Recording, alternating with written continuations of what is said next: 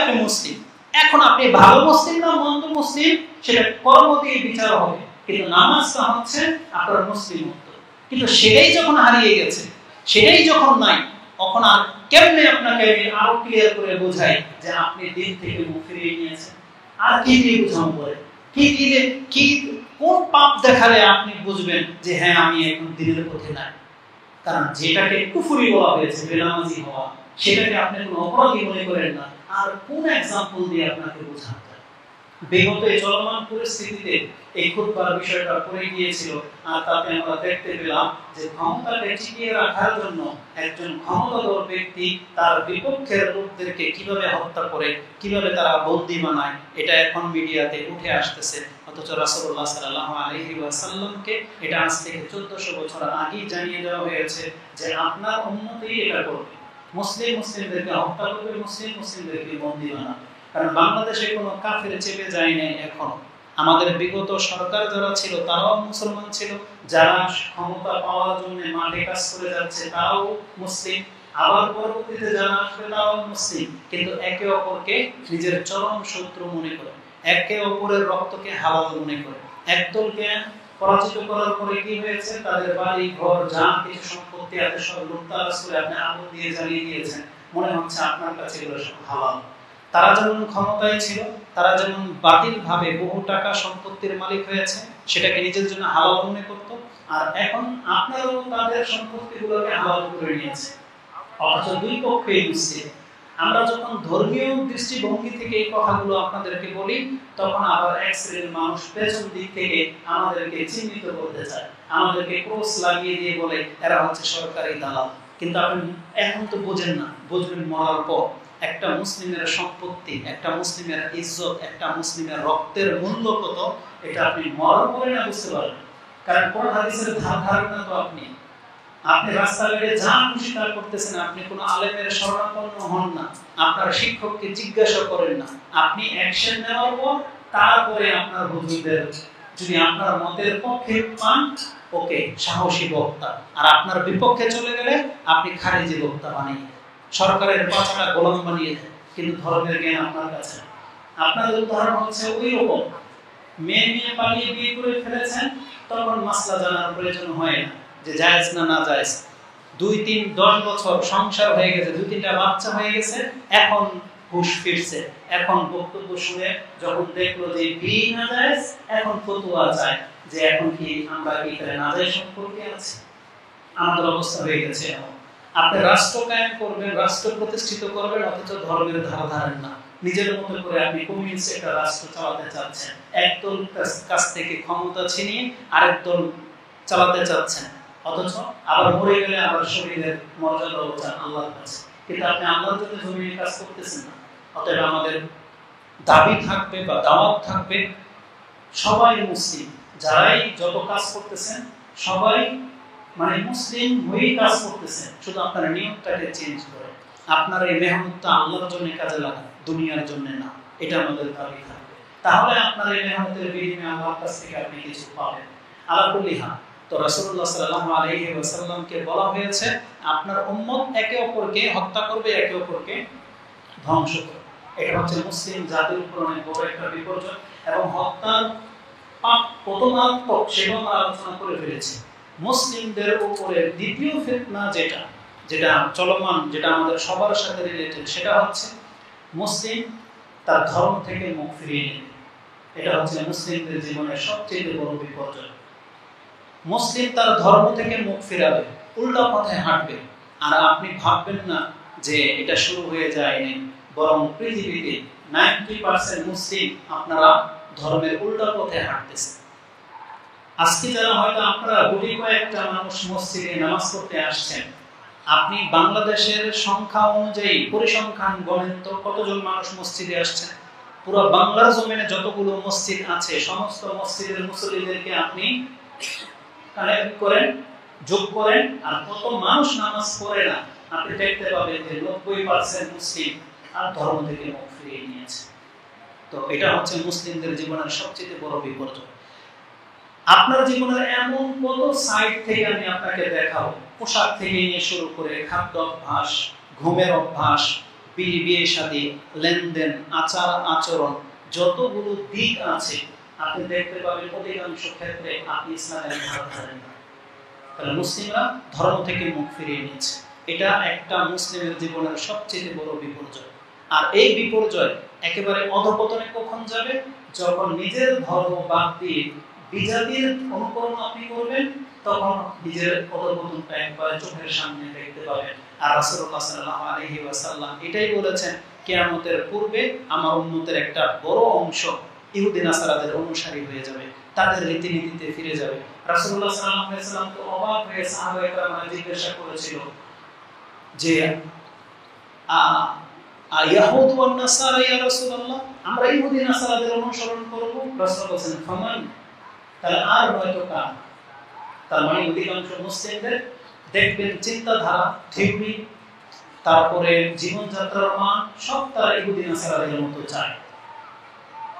গ্রামগঞ্জে হয়তো অনেক কিছু ফুটে ওঠে না, কিন্তু আপনি পয়সাওয়ালা শহরগুলোতে আপনি দেখেন যেখানে মানুষ ফ্রিডমের নামে এমন পোশাক পরে, এমন আচরণ করে, এমন ভাবে জীবনযাপন পার করতেছে, আপনি তাকে মুসলিম বলতে লজ্জা বোধ করবেন।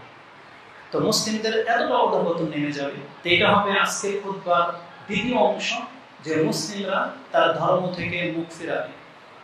কোরআনে আল্লাহ সুবহানাহু ওয়া তাআলা এই মর্মে বেশ কিছু কথা উল্লেখ করেছেন, এবং আল্লাহ সুবহানাহু ওয়া তাআলা তিনি তো সবকিছুই জানেন। তাই 1400 বছর আগেই রাসূলুল্লাহ সাল্লাল্লাহু আলাইহি ওয়াসাল্লাম জীবদ্দশা থাকতেই এই আয়াত নাযিল করে দিয়েছেন, এবং মুসলিমদের কাছ থেকে একটা অঙ্গীকার নিয়েছিলেন যে আয়াতটা রাসূলুল্লাহ সাল্লাল্লাহু আলাইহি ওয়াসাল্লামের ইন্তেকালের দিন আবু বকর রাদিয়াল্লাহু তাআলা আনহুর মাধ্যমে আল্লাহ আরেকবার আমাদেরকে স্মরণ করিয়ে দিয়েছিলেন। সেই আয়াতটা কি ছিল? সূরা আলে ইমরান 3 নম্বর সূরা 144 নম্বর আয়াতে আল্লাহ সুবহানাহু ওয়া তাআলা আমাদেরকে জানিয়েছেন যে ওমা মুহাম্মাদুন ইল্লা রাসূলুন ক্বাদ খালাত মিন ক্বাবলিহি রাসূল আফা ইম্মাতা আও কুতিলা ইনকালাবতুম আলা আকাবিকুম ওয়া মান ইয়ানকালিবু আলা আকিবাইহি ফালা ইয়াদুরুল্লাহ শাইআ। এই আয়াতের মধ্যে তিনটা টুকরা, তার মধ্যে একটা হলো আল্লাহ সুবহানাহু ওয়া তাআলা যে নবীর মাধ্যমে আমাদেরকে আল্লাহর পথ দেখালেন। আল্লাহ ভালো করেই জানতেন যে মুহাম্মদ চিরস্থায়ীভাবে পৃথিবীতে থাকার জন্য আসেন। মুহাম্মদ সাল্লাল্লাহু আলাইহি ওয়াসাল্লামের কাজ হলো এই গোমরা জাতিটাকে আল্লাহর পথ দেখিয়ে দিয়ে তার দায়িত্ব শেষ হয়ে যাওয়া। যখন আল্লাহ তার মাধ্যমে সেই কাজটা পূর্ণতা দান করলেন, তখন আল্লাহ সুবহানাহু ওয়া তাআলা এই আয়াত নাযিল করে দিয়ে আমাদেরকে সতর্ক সাবধান করলেন। আচ্ছা, কি মনে করো, এই যে যাকে তোমরা নবী হিসেবে পেলে, তিনি যদি না থাকে তোমাদের মাঝে, তাকে কেউ হত্যা করে দেয় বা তিনি মরে যান, তোমরা কি তোমাদের ধর্ম থেকে মুখ ফিরিয়ে নেবে? তার মানে মুহাম্মদ সাল্লাল্লাহু আলাইহি ওয়াসাল্লাম হচ্ছেন একজন রাসূল মাত্র। যেমন পৃথিবীতে অসংখ্য রাসূল এসেছিলেন, কি জন্য? তাদের দাওয়াত কি ছিল? যে ইন্নাল্লাহা রাব্বি ওয়া রাব্বুকুম ফা'বুদুহু, এই কথাটাকে শুধু বাস্তবায়ন করার জন্য, যে আল্লাহ হচ্ছেন আমার এবং তোমাদের রব, তার ইবাদত করো, এই আল্লাহর ইবাদত করো, এই কথাটাকে শুধু জাতির মগজের মধ্যে সজাগ করিয়ে দেওয়া, এটা ছিল রাসূলদের কাজ। রাসূলদের সেই মেসেজ আমাদের পর্যন্ত পৌঁছে দেওয়া হয়েছে। এখন আল্লাহ সুবহানাহু ওয়া তাআলা বলতেছেন, এই মুহাম্মদ যদি না থাকে, তার মানে তোমরা কি ইবাদত বন্দেগী সব ছেড়ে দিবে, আবার তোমাদের পিতৃপুরুষ বা পূর্বের অবস্থা যেমন ছিল তোমাদের ওই দিকে ফিরে যাবে? তারপর আল্লাহ সুবহানাহু ওয়া তাআলা বলেছেন যে আমায়ান কালিবু আলা আকিবাইহি, যারা এই ধর্ম পাওয়ার পরে আবার যদি বিধর্মী হয়ে যায়, ধর্ম থেকে মুখ ফিরিয়ে নেয়, তাহলে সে জেনে নাও, তুমি জেনে নাও যে তুমি আল্লাহর কোনো কিছু ক্ষতি করতে পারবে না। ফালা ইয়াদুরুল্লাহ শাইআ, আল্লাহর কোনো ক্ষতি তুমি করতে পারবে না। এই মর্মে একটা হাদিসে কুদসি রয়েছে। হাদিসটি আপনি মুসলিমে পেয়ে যাবেন।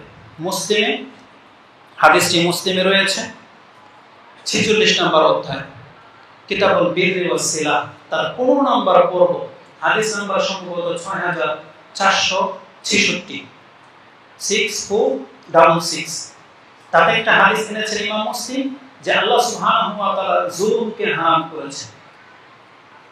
আবু যার রাদিয়াল্লাহু তাআলা থেকে হাদিসের বর্ণনা করা হয়েছে যে আল্লাহ সুবহানাহু ওয়া তাআলা তাতে তিনি বলেছেন, ইয়া ইবাদি ইন্নী হারামতু আয-যুলমা আলা নাফসি ওয়া জাআলতু বাইনাকুম মুহাররামান ফালা তাযালামু। এইভাবে হাদিসটা শুরু হয়েছে যে আমি আল্লাহ নিজের উপরে জুলুম করাকে নিজেই হারাম করে নিয়েছি, এবং ওই একই জুলুম তোমাদের একে অপরের উপরে করাটাকেও হারাম করে দিয়েছি। খবরদার কেউ কারো উপরে জুলুম করো না।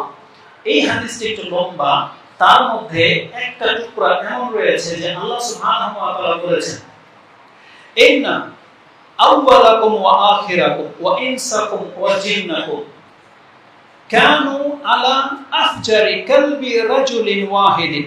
তোমাদের পুরো পৃথিবীর মানুষ যদি সবাই একটা খারাপ ব্যক্তির মতো হয়ে যায়, ফেরাউনের মতো, সব ফেরাউন হয়ে গেছে পৃথিবী, আল্লাহ সুবহানাহু ওয়া তাআলা বলেন মা নাকাসা যালিকা ফি মুলকি শাইআন, তাহলে আমার রাজত্বে, আমার সম্মানে সামান্যতম ঘাটতি হবে না, আল্লাহ বলেছেন।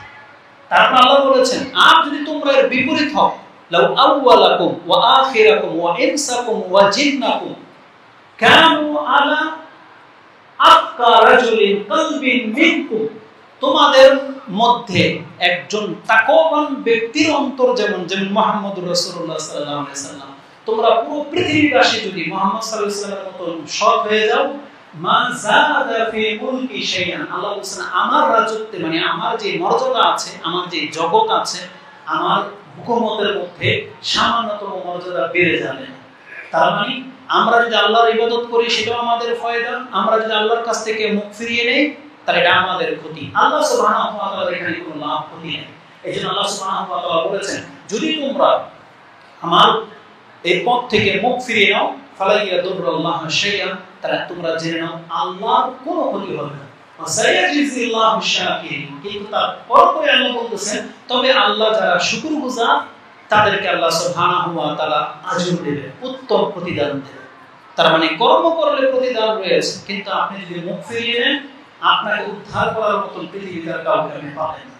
এজন্য আল্লাহ সুবহানাহু ওয়া তাআলা বলেছেন, তাহলে তোমরা কি মুহাম্মদ সাল্লাল্লাহু আলাইহি সাল্লামের পরে কি মুখ ফিরিয়ে নেবে? এটা তো একটা আয়াত ছিল।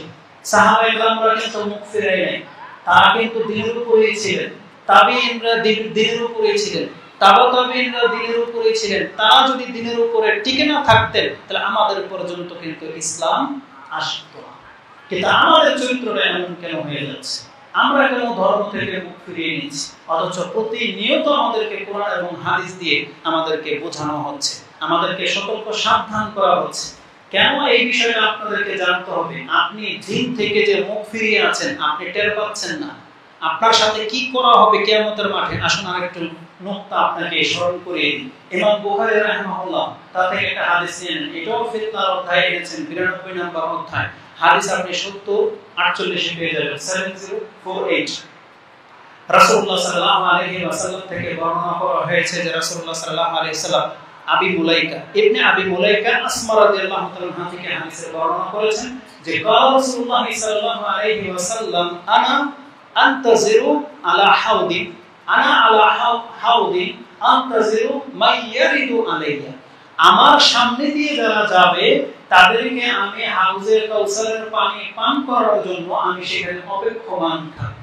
মুহাম্মদুর রাসূলুল্লাহ সাল্লাল্লাহু আলাইহি ওয়াসাল্লামের মিম্বরে এভাবে দাঁড় করিয়ে দেওয়া হবে, রাসূল সাল্লাল্লাহু সেই মিম্বরের উপরে দাঁড়িয়ে থাকবেন এবং তার উম্মতকে নিজের হাতে পানি পান করাবেন। আর একবার যারা রাসূল সাল্লাল্লাহু আলাইহি হাতে সেই হাউজে কাউসারের পানি পান করবে, পুরো বিচারের মাঠ জুড়ে জান্নাতে ঢোকা পর্যন্ত সে কোনদিন আর পিপাসার্ত হবে না। এই মর্যাদা এই উম্মতকে দেওয়া হয়েছে। সেই উম্মতের সাথে কি আচরণ করা হবে? রাসূল সাল্লাল্লাহু বলছেন ফা ইউখাযু বিনাসি মিন দুনি, আমার সামনে থেকে কিছু মানুষকে ধরে নিয়ে যাওয়া হবে। ফাকুল, আমি বলবো উম্মতি, এটা তো আমার উম্মত, তাকে ছেড়ে দেওয়া হোক, এভাবে বলা হবে।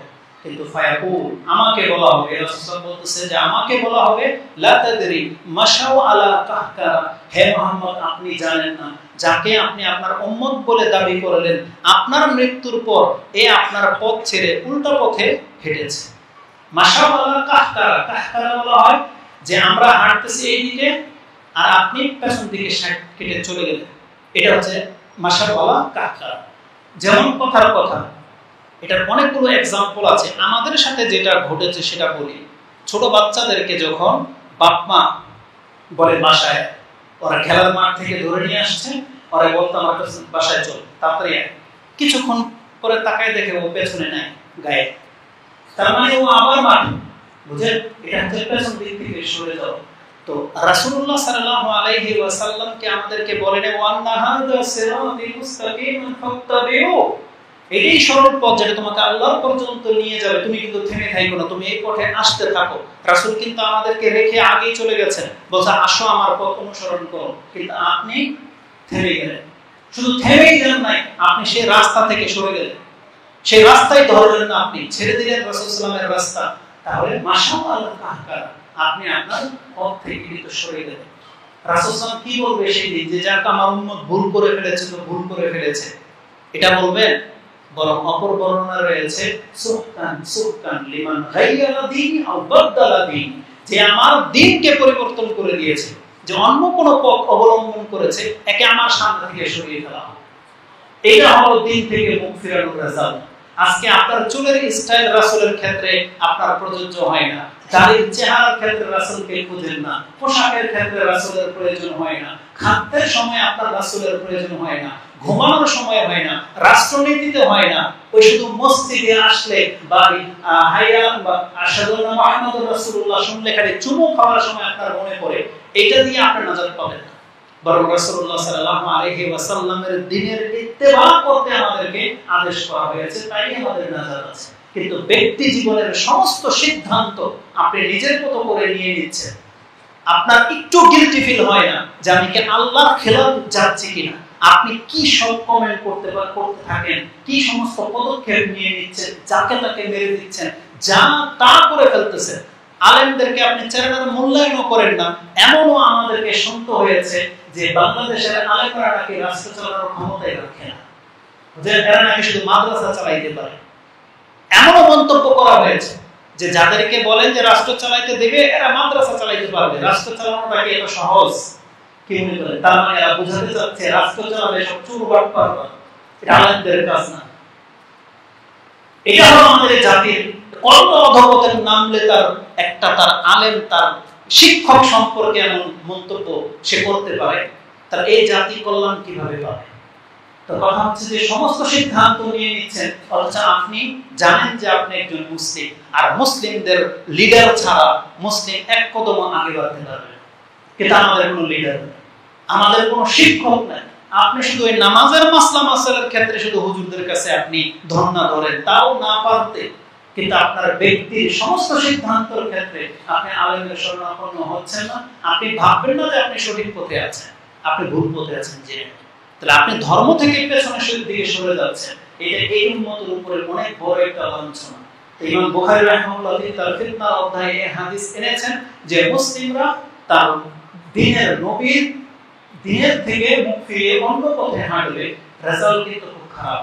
দুনিয়া আপনার ধ্বংস দেখেন না, আমরা সবাই লাঞ্ছিত, ভালো মানুষ সবাই চাচ্ছি ভালোকে ক্ষমতায় আসুক, কিন্তু আমরা নিজেরা কেউ ভালোকে দিচ্ছি। বলেন যে আমাদেরকে বলেন কি করে নেন, মানে ক্ষমতা খাটাই নেন, এখন কোত্থেকে আসছে, আমাদেরকে বলে এখন কোত্থেকে আসছে, বুঝেন কথা? তো তার মানে আপনারা ক্ষমতা দখল করছেন, যেন ক্ষমতা আপনাদেরকে মুবারক হোক। দেখি এই জাতির জন্য কি করেন আপনারা, আর জবাব হবে কিয়ামতের মাঠে। আল্লাহর জন্য আপনি কি করলেন ওটা হচ্ছে দেখার বিষয়। মুসলিম হিসেবে আপনার কতটুকু দায় দায়িত্ব ছিল এবং কতটুকু দায় দায়িত্ব আপনারা পালন করতেছেন, প্রত্যেকে কিন্তু জবাব রেডি করে রাখেন, প্রত্যেকে। কারণ আমরা সবসময় বরাবরই বলতেছি আল্লাহর পক্ষ হয়ে কথা বলি, দিনের দিকে আপনাদেরকে ডাকি, দিন দায়িত্বটাকেই আপনাদেরকে গ্রহণ করতে বলি, কিন্তু আপনারা কর্ণপাত করেন না। আমাদের দায়িত্ব শেষ, আমাদের কাজ শুধু আপনাদেরকে বলা, কারণ আপনাদের উপরে জবরদস্তি করার ক্ষেত্রে আমাদেরকে আল্লাহ পাঠায়নি। লাস্তা আলাইহিম মুসাইতির, আল্লাহ বলেছেন যে আপনাকে আমি লাঠি চার্জ করার জন্য পাঠাইনি, আপনার কাজ হচ্ছে শুধু বলা। রাসূলুল্লাহ সাল্লাল্লাহু আলাইহি ওয়াসাল্লাম থেকে আমরা ওই ক্ষমতা পাইনি যে আপনাদেরকে হাঁকিয়ে আল্লাহর দ্বীনের দিকে ধাবিত করা। এটা যার ব্যক্তিগত অপিনিয়ন। আমাদের কাজ হচ্ছে কোরআন সুন্নাহর কথাগুলো শুধু আপনাদের কাছে পৌঁছে দেয়া, আর অন্তর থেকে গ্রহণ করা না করে এটা আপনাদের কাজ। অতএব যতদিন পর্যন্ত আপনি কোরআন সুন্নাহকে গ্রহণ না করবেন, আপনি ভালো কিছু আশা করতে পারেন না। তো আল্লাহ সুবহানাহু ওয়া তাআলা আমাদেরকে জানিয়ে দিয়েছেন যে যেই ব্যক্তি দ্বীন থেকে মুখ ফেরাবে সে শুধু নিজেরই ক্ষতি করতেছে, সে আল্লাহর কোনো ক্ষতি করতেছে না। দ্বীন থেকে পেছন দিক থেকে সরে যাওয়া, এই কথাটা কত মারাত্মক। এই হাদিসের বর্ণনাকারী যিনি ইবনে আবি মুলাইকা, যখনই শুনেছিলেন যে মুসলিমরা তার দ্বীন থেকে মুখ ফেরাবে, সাথে সাথে তিনি আল্লাহর কাছে আশ্রয় চেয়েছিলেন। তিনি বলছেন আল্লাহুম্মা ইন্না নাউযু বিকা আন নারজি আলা আকাবিনা আও নুফতিনা ফি দীনিনা। তিনি বলেছেন আল্লাহ আমরা তোমার কাছে আশ্রয় চাচ্ছি এই দিন থেকে মুখ ফিরানো থেকে, অথবা এই দিনের ক্ষেত্রে ফিতনায় পড়া থেকে। এটা প্রত্যেকটা মুসলিমের এখানে থাকতে হবে, ভাবতে হবে। কিন্তু আপনি নামাজ পড়েন না, আপনার কোনো অপরাধ বোধ হয় না, আপনার টাকটার নিচে প্যান্ট, আপনার কোনো অপরাধ বোধ হচ্ছে না, আপনি হারাম খেয়ে নিচ্ছেন, শরীরের একটা পশমও দাঁড়ায়, তার মানে কি আপনার আত্মা মরে যাচ্ছে। এটা আপনি কেন বুঝেন না? মুসলিম হিসেবে আপনার আত্মাটাকে জাগাতে হবে, কারণ এই মরা আত্মা নিয়ে কিন্তু শাস্তি পাওয়া ছাড়া কিন্তু কোনো উপায় থাকবে না। এজন্য আত্মাটাকে জাগাইতে হবে, পরিশুদ্ধ করতে হবে। আল্লাহ সুবহানাহু ওয়া তাআলা এটাকে পবিত্র রাখতে বলেছেন, এই দেহটাকেও আত্মাটাকে। এজন্য আমাদেরকে সেই দিকে ফিরে আসতে হবে। তো কথা হচ্ছে যে মুসলিমদের উপরে অনেক বড় একটা ফিতনা হলো মুসলিমরা তারা ধর্ম থেকে মুখ ফিরাবে। আমাদের মুসলিম ভাইদেরকে আমরা বলতে চাচ্ছি এই ধরনের প্রতিষ্ঠানগুলোর, এই মসজিদগুলোর একটাই আপ্রাণ চেষ্টা যে মানুষকে, মুসলিমকে কিভাবে দিনের উপরে টিকিয়ে রাখা যায়। এই ফিতনার সময় যত বেশি সম্ভব মসজিদমুখী হওয়া উচিত। কোরআন সুন্নাহ নিয়ে কিছুটা সময় আপনি কাটানো উচিত। আমরা একবারে হলফ করে বলতে পারি এই চলমান পরিস্থিতিকে নিয়ে এই 20 দিন 15 দিন 20 দিন আপনি বলতে পারবেন না যত মেসেজ, কোথায় কোন খুন হয়েছে, কোথায় কোন ছাত্র অ্যাটাক করেছে বা কি করেছে, কাকে ধরেছে, যত খবর আপনি 20 দিনে দেখেছেন, আপনি বলতে পারবেন না যে কোরআনটা খুলে আপনি এক পাতা পৃষ্ঠা কোরআন পড়েছেন, এটা কেউ রেকর্ড আমার মনে হয় আপনি রেখে দেবেন। যত বেশি ব্যস্ত আপনি এই সমস্ত খবরের মধ্যে ছিলেন, বরং এই সময় আল্লাহকে একটু বেশি ডেকেছেন, এরকম পাওয়া মুসলিমদের নজিরবিহীন হয়ে যাবে মনে হচ্ছে। আমরা সবসময় টল করা যাবে এই বন্যা পরিস্থিতিকে নিয়েও এইসব কাজে দেখবেন আপনি ফুর্তির সাথে কাজ করতেছেন, আপনার নামাজ পড়ছেন না পড়ছেন এটা নিয়ে দেখা দেখি নাই, আপনি ত্রাণ নিয়ে ঠিকই ব্যস্ত, আপনি ট্রাফিকের কাজ করেন, আপনি সাথে আপনার বন্ধুদেরকে পর্যন্ত রাস্তায় নামিয়ে ফেলেছেন, যারা হয়তো ওই যে শাড়ি পরে ট্রাফিক গিরি করে, এটাই নাকি জাতি মিলে উন্নত হয়েছে। আপনাদের কাছে নাকি এটাই ভালো লাগে। জাতিকে এত উন্নত আপনারা করেছেন, জবাব দিবেন মরার পরে যে এই উন্নতের রেজাল্টটা কি হতে পারে। তো আল্লাহ সুবহানাহু ওয়া তাআলা আমাদেরকে হক কথা বলার এবং বোঝার তৌফিক দান করুন। মুসলিমরা কিভাবে দিন থেকে মুখ ফিরায় সাধারণত আজকে একটু ব্যতিক্রম একটা আয়াত আপনাকে শোনাই। প্রকাশ্যভাবে আপনি নামাজ পড়েন না, প্রকাশ্যভাবে, এর চাইতে বড় কথা আর কিছু হইতে পারে। একটা মুসলিমের যেটা পরিচয়, আমি বারবার বলি, নামাজ কিন্তু পরহেজগারিতা না, আপনি জেনে নেন। পুরুষরা দাড়ি রাখবে, নামাজ পড়বে, মহিলারা পর্দা করবে, নামাজ পড়বে, এটা পরহেজগারি না, এটা তার দায়িত্ব, এটা তার ঈমান, এটা তার পরিচয়। মানে নামাজ পড়লে আপনি মুসলিম। এখন আপনি ভালো মুসলিম না মন্দ মুসলিম সেটা কর্ম দিয়ে বিচার হবে, কিন্তু নামাজটা হচ্ছে আপনার মুসলিমত্ব। কিন্তু সেটাই যখন হারিয়ে গেছে, সেটাই যখন নাই, তখন আর কেমনে আপনাকে আমি আরো ক্লিয়ার করে বোঝাই যে আপনি দিন থেকে মুখ ফিরিয়ে নিয়েছেন। আর কি দিয়ে বুঝাবো বলে, কি কোন পাপ দেখালে আপনি বুঝবেন যে হ্যাঁ আমি এখন দিনের পথে নাই? কারণ যেটাকে কুফরি বলা হয়েছে, বেনামাজি হওয়া, সেটাকে আপনি কোনো অপরাধী মনে করেন না। আর কোন এক্সাম্পল দিয়ে আপনাকে বোঝানো যায়? তবে ব্যতিক্রম কিছু আয়াত আছে, তার মধ্যে একটা আয়াত আমি আপনাকে শোনাই, যে ইমাম আল্লাহ সুবহানাহু ওয়া তাআলা সূরা হজ 22 নম্বর সূরা 11 নম্বর আয়াতে বলেছে যে কিছু মানুষের চরিত্র এমন। আল্লাহ বলেছেন আমিনান নাসি মাইয়াবুদুল্লাহ আলা হারফ। কিছু মানুষ আছে এক কিনারায় থেকে আল্লাহর ইবাদত করে বা কখনো কখনো আল্লাহর ইবাদত করে। ফাইজা আসাবাহু খায়রান ইতমাআন নাবি, যখন সে যতটুকু ইবাদত করে তাতেই যদি কল্যাণ প্রাপ্ত হয়, আল্লাহ তাকে আরো ঢেল দেয়, সম্মান পায় বা সবকিছু পজিটিভ, কোনো অসুস্থতা নাই, কোনো রোগ নাই, কোনো বিপদ আপদ নাই, কিচ্ছু নাই, সে তাসবিহ জপে, হজ যায়, সবকিছু করে, মানে খায়রান ইতমাআন নাবি, তার অন্তরে একটা প্রশান্তি পায়। ওয়াইদা আসাবাহু ফিতনাতুন ইনকালাবু আলা ওয়াজহিহি। আল্লাহ সুবহানাহু ওয়া তাআলা কথাটাকে এইভাবে বলেছেন, কিন্তু সে যখনই আল্লাহর পক্ষ থেকে কোনো একটা বিপদের বা একটা পরীক্ষার সম্মুখীন হয়, সে ওই আগের আসল চেহারায় ফিরে যায়। একটু আগে যে সে দাঁড়িয়ে রেখেছিল, সে যে নামাজ পড়তো, সেগুলো সব ভুলে যায়, ছেড়ে দেয়।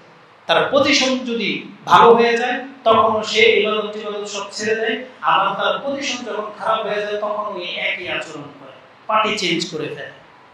আল্লাহ সুবহানাহু ওয়া তাআলা বলতেছেন কিছু মানুষ আছে যারা আল্লাহর সাথে ইবাদতের ক্ষেত্রেও ঠিক এমনটা করে যে ইবাদত করে যদি মজা পায়, ইবাদত করে যদি আল্লাহর পক্ষ থেকে কিছু এক্সট্রা কিছু বেশি পায়, তখন সেই ইবাদতের ঠিকই মন লাগে। আর যখনই আল্লাহর কাছ থেকে তার তেমন কিছু দেওয়া হয় না, যেমন एग्जांपल নিয়ে নেন, বাস্তব উদাহরণ, যারা বিয়ে করেছেন বা একটা চাকরির জন্য কিছুদিন হয়তো আপনি নামাজ পড়তেছেন, একবারে কায়েমে তাহাজ্জুদ পর্যন্ত করে আল্লাহর কাছে চাইতেই থাকে, যখন দেখে যে তারপরও চাকরি হয় না, 5 বছর হয়ে গেল বাচ্চা হয় না, এখন কিন্তু আর নামাজের ওই আস্থাটা আর থাকে না, তখন সে অন্য ভিন্ন কিছু করে। দুঃখ নামাজ পড়ে তো চাইলাম আল্লাহর কাছে, আল্লাহ তো চাকরি দিল না, তখন শুধু আর তাহাজ্জুদ ছুটে যায় না, তখন আর ফরজ ইবাদত পর্যন্ত ছেড়ে দেয়। এমন অধিকাংশ মুসলিমদের চরিত্র।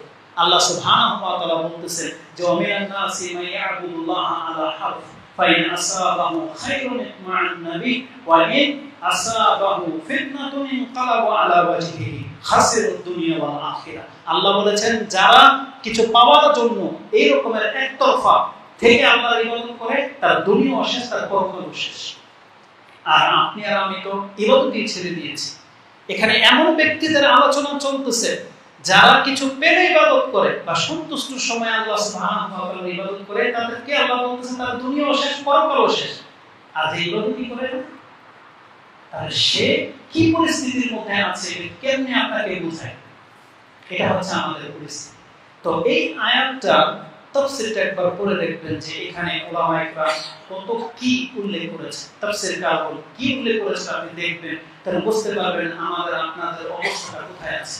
আল্লাহর নজরে আমরা কি মুসলিম বলে গণ্য কিনা, আল্লাহর নজরে আমরা কি নাজাত পাবো কিনা, আপনি সেই তাফসীরটা পড়লে অনেকটাই আপনার জন্য ক্লিয়ার হয়ে যাবে। আল্লাহ সুবহানাহু ওয়া তাআলা আমাদেরকে এইভাবে সতর্ক সাবধান করেছে। রাসূলুল্লাহ সাল্লাল্লাহু আলাইহি ওয়াসাল্লামের হাদিসের মধ্যে এটার ভিন্ন ব্যাখ্যাটা কি আছে, রূপটা কি?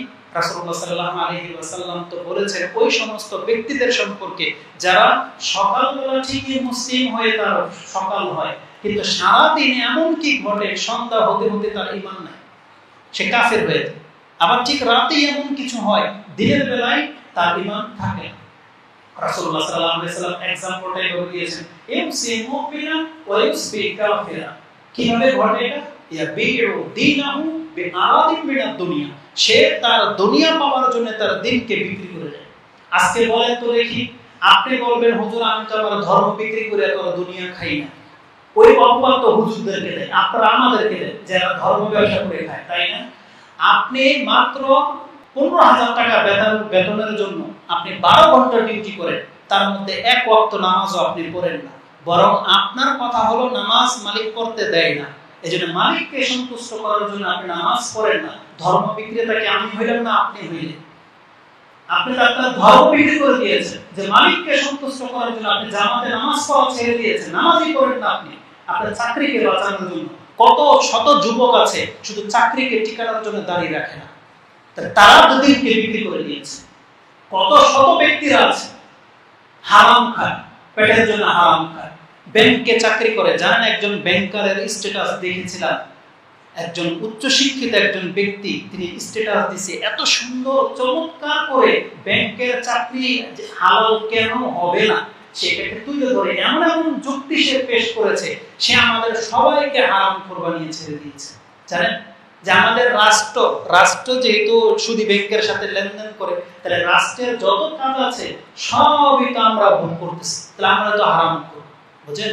তার মানে সে ব্যাংকে চাকরি করাটাকে হালাল করে নিতে চায়। এইভাবে উদাহরণটা হবে এরকম, যেমন ওই যে এই বাড়ির মালিক মুরগি পালে, এই মুরগি পায়খানা খায়, এখন আমাদেরকে দাওয়াত দিয়েছে, সেই মুরগি জব করে খাইয়েছে, তার মানে আমরা সব পায়খানা করব, বুঝেন? তাহলে একজন মানুষ তার হারাম ইনকামটাকে সে হালাল করার জন্য এইভাবে সে যুক্তি পেশ করে। রাসূলুল্লাহ এই কথাটাই বলেছেন, ইয়াবিউ দীনাহু আরাদা মিনাদ দুনিয়া, সে দুনিয়া হাসিল করার জন্য তার দিনকে সে বিক্রি করে দেয়। এটা হচ্ছে আমাদের মুসলিমদের চরিত্র। অধিকাংশদের কথা বলতেছি, আপনারা যারা মসজিদে আসেন আপনাদেরকে উদ্দেশ্য করে আমরা ওই সমস্ত মুসলিম ভাইদেরকে এই মেসেজ প্রচার করতে চাচ্ছি যে দেখেন আমরা কিন্তু বিভিন্ন ভাবে ধর্ম থেকে কিন্তু মুখ ফিরিয়ে নিচ্ছি। আল্লাহ সুবহানাহু ওয়া তাআলা কিন্তু আমাদেরকে ছাড়বে ধর্ম থেকে বা আল্লাহ থেকে মুখ ফিরানোর আরেকটা রাস্তা, আরেকটা দিক আমি আপনাদেরকে বলি। আল্লাহ সুবহানাহু ওয়া তাআলা বলেছেন ওয়া ইযা মাসাল ইনসানা দুররুন দাআ রাব্বাহু মুনীবান ইলাইহি। মানুষের চরিত্র হলো যখন সে বিপদে পড়ে তখন তার রবকে একেবারে কায়ে মনে ডাকে, অন্তর থেকে ডাকে, অন্তর থেকে ডাকে। সুম্মা ইযা খাওয়ালাহু নি'মাতাম মিন্না নাসিয়া মা কানা ইয়াদউ মিন ক্বাবল ইয়াদউ ইলাইহি মিন ক্বাবল। আর যখনই আমি আমার পক্ষ থেকে তাকে সম্মানিত করি, তার বিপদকে দূর করে দেই, এই ব্যক্তি ভুলেই যায় যে সে একদিন বিপদে পড়েছিল, আবার বিপদে পড়ে আল্লাহকেও ডেকেছিল। এই পুরো বিষয়টাকে সে ভুলে যায়, পুরো বিষয়টাকে ভুলে যায়। আজকে আমাদের অধিকাংশ মানুষের এই যে এক সপ্তাহ যে আমি অসুস্থ ছিলাম, জ্বর ছিলাম, যে আমার কাছে শুধু এতটাই ফিল হয়েছে যে মানুষ কত অসহায়। কালকে থেকে একটু ফিল হচ্ছে, মনে হচ্ছে শরীরে শক্তি চলে আসতেছে, আবার নিজেকে সম্পূর্ণ বলে মনে হচ্ছে। অথচ এই 4-5 দিন ইমানের অবস্থাটা যেমন ছিল, যদি কিয়ামত পর্যন্ত এইভাবে থেকে যেত, তা আমাদের হয় না। আজকে আমাদের অধিকাংশ মুসলিমদের অবস্থা হচ্ছে এরকম, শুধু বিপদে পড়লেই সে আল্লাহকে ডাকে, আর যেমনি আল্লাহ সুবহানাহু ওয়া তাআলা তার বিপদকে দূর করে দেয়, তখন সে ভুলেই যায় যে সেও বিপদে পড়েছিল, আবার বিপদে পড়ে আল্লাহকেও ডেকেছিল। এটা সে একেবারেই ভুলে যায়। আল্লাহ সুবহানাহু ওয়া তাআলা বলছেন ওয়াজালা লিল্লাহি আনদাদা, এটা একটা অংশ। তো এই আয়াতটা আপনি সূরা জুমারের 38 নম্বর আয়াতে, সূরা জুমারের 8 নম্বর আয়াতে পেয়ে যাবেন। ঠিক সূরা জুমারের আরেকটা আয়াত আল্লাহ সুবহানাহু ওয়া তাআলা এইভাবে উল্লেখ করেছেন, এই যে আপনার জীবনে যে একটা খারাপ অবস্থা আসে, আবার আল্লাহ যে আপনাকে ভালো করে দেন, এটা যে একটা ফিতনা, এটার মাধ্যমে যে আল্লাহ আপনার ঈমানকে পরীক্ষা করে থাকেন, আল্লাহ এটাকে ফিতনা বলেছেন। যে আয়াতটা আপনি 49 এ পেয়ে যাবেন। আল্লাহ বলেছেন ফাইজা মাসাল ইনসানা দুররুন দাআনা সুম্মা ইযা খাওয়ালনাহু নি'মাতাম মিন্না ক্বালা ইন্নামা উতীতুহু আলা ইলম। মানুষের চরিত্র হচ্ছে এটা। মানুষকে যখন আল্লাহ বিপদ আপদ চড়ায় উতরায় পার করে যখন একটা ভালো স্টেজে পৌঁছে দেন, তখন কি বলে সে? উতীতুহু আলা ইলম, সে বলে এটা আমি আমার যোগ্যতার বলে পেয়েছি। অথচ একটু আগে সে আল্লাহকে অনেক ডেকেছে, এখন সে বলে যে এটা আমার যোগ্যতার ভিত্তিতে পেয়েছে। বরং আল্লাহ সুবহানাহু ওয়া তাআলা বলেছেন বাল হিয়া ফিতনাতুন, বরং এটা তাকে পরীক্ষা করা হয়েছে আল্লাহ সুবহানাহু ওয়া তাআলার পক্ষ থেকে। কিন্তু অধিকাংশ মানুষ সেটা জানে না। এই কথাগুলো বললাম রূপক অর্থে, কিন্তু আফসোস লাগে এই যে বন্যা পরিস্থিতিতে গেল, যে এমন একটা ভিডিও ক্লিপ দেখেছি, মানুষ বিপদে পড়লে আল্লাহকে ডাকবে কি, বরং ওই বিপদের সময় মানুষ আল্লাহকে ডাকে নাই, এমন হাজারো ঘর ছিল, হাজারো পরিবার ছিল। কারণ যারা এমনিতে নামাজই পড়ে না, তারা বিপদে পড়লে আর না পড়লে তারা কখনো আল্লাহ সুবহানাহু ওয়া তাআলার শরণাপন্ন হতে হবে এটা তাদের মাথায় আসেই না। মানে বিপদটাও যে একটা আল্লাহর পক্ষ থেকে পরীক্ষা হয়, এবং এটা যে তার একটা ইউটার্ন করার একটা উপায় যে থাকে, এটা অধিকাংশ মানুষের সেই হিতাহিত জ্ঞানটা কাজ করে। অথচ আল্লাহ সুবহানাহু ওয়া তাআলা কিন্তু আমাদেরকে জানিয়েছেন যে আল্লাহ যদি কোনো মুসলিম জাতিতে বিপদ চাপিয়ে দেন, তাতে আল্লাহর 3টা উদ্দেশ্য থাকে। এক, আল্লাহ চান এই বিপদের মাধ্যমে মুসলিমদেরকে পাপ মুক্ত করা, আল্লাহ চান মুসলিমদেরকে মর্যাদায় উঁচু করতে চান, আর আল্লাহ চান কিছু মানুষ তওবা করে আল্লাহর পথ ধরে নিতে। এটা হচ্ছে আল্লাহর উদ্দেশ্য। আল্লাহ সুবহানাহু ওয়া তাআলা তিনি কখনোই আমাদেরকে হালাক করে দিতে চান না, কখনোই চান না আল্লাহ সুবহানাহু ওয়া তাআলা। যদি হালাক হওয়ার যোগ্য কেউ থাকে তাহলে ইহুদি নাসারা কাফেররা আছে, কিন্তু আল্লাহ মুসলিমদেরকে কেন ধরেন? কারণ আল্লাহ মুসলিমদেরকে শুধরাতে চান। আল্লাহ সুবহানাহু ওয়া তাআলা বড় শাস্তি থেকে আপনাকে আমাকে বাঁচাতে চান।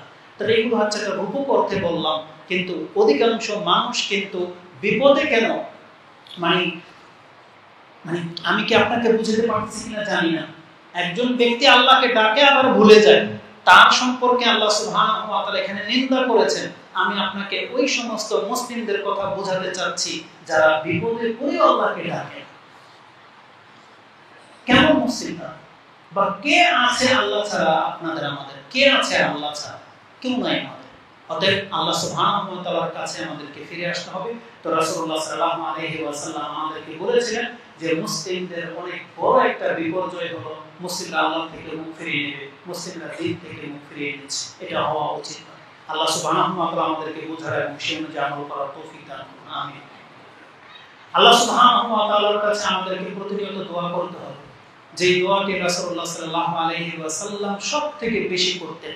আনাস রাদিয়াল্লাহু তাআলা আনহা থেকে প্রমাণিত রয়েছে, উম্মে সালামা থেকেও রয়েছে যে রাসূল বলতেন, ইয়া মুকাল্লিবাল কুলুব সাব্বিত কলবি আলা দীনি, ইয়া মুসাররিফাল কুলুব সাররিফ কলবি আলা তাআতি। তাকে জিজ্ঞাসা করা হয়েছে, ইয়া রাসূলুল্লাহ, আপনার দোয়াতে এই দোয়াগুলো সবচেয়ে বেশি পরিমাণ কেন আপনি বলেন? তখন রাসূলুল্লাহ সাল্লাল্লাহু আলাইহি সাল্লাম বলেছেন, প্রত্যেকটা মানুষের অন্তর আল্লাহর দুই আঙ্গুলের মাঝখানে থাকে, ইউকাল্লিবুহা কাইফা ইয়াশা, আল্লাহ যার অন্তরকে যখন খুশি পরিবর্তন করে দেন। অতএব আজকে যে আমাদের অন্তর ইসলাম থেকে যে ভিন্ন রূপ ধারণ করে নিচ্ছে, এটা কেন হচ্ছে? তার মানে আল্লাহ সুবহানাহু ওয়া তাআলার কাছে আপনি যেহেতু আশ্রয় চাচ্ছেন না, আল্লাহ আপনার অন্তরকে লাগামহীন ছেড়ে দিতে চাচ্ছেন। অথচ আপনি যদি আল্লাহর কাছে দোয়া করেন, আল্লাহ এটাকে আটকে রাখবে, ধরে রাখবে। কারণ আল্লাহ সুবহানাহু ওয়া তাআলা কোরআনের সূরা আনফাল ৮ নম্বর সূরার ২৪ অথবা ২৫ নম্বর আয়াত আপনি দেখেন, সেখানে আল্লাহ বলেছেন, ইন্নাল্লাহা ইয়াহুলু বাইনাল আবদি ওয়া কলবি, আল্লাহ বান্দা এবং তার অন্তরের মাঝে অন্তরাল হয়ে থাকেন। আজকে কত মানুষ কাফের, আমি আর আপনি কেন কাফের হইনি?